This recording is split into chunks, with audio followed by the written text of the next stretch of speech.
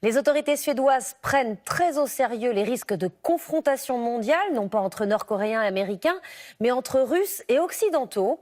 Elles ont envoyé à tous leurs concitoyens un livret de conseils à suivre en cas de conflit. Cela va de la liste des provisions à la carte des abris, en passant par les sources d'informations fiables. Dorothée Olyric. Quel type de nourriture stocker? Quelle quantité d'eau conserver? Comment s'informer?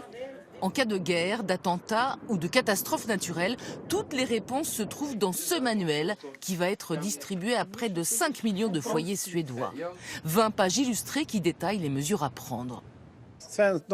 Les Suédois veulent savoir comment on se prépare de la meilleure façon possible à une crise.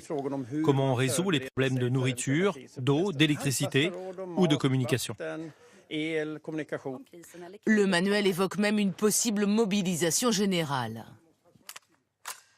Toute personne qui vit ici, âgée de 16 à 70 ans, peut être appelée pour aider à différentes tâches.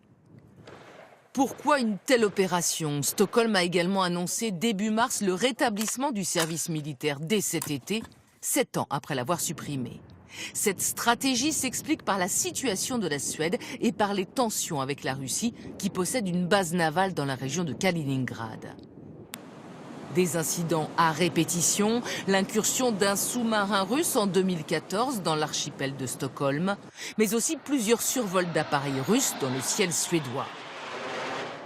L'heure est donc à l'extrême vigilance. Le pays compte 65 000 abris datant de la guerre froide. Le plus grand dans une église de la capitale peut accueillir 8 000 personnes. Il va être rénové.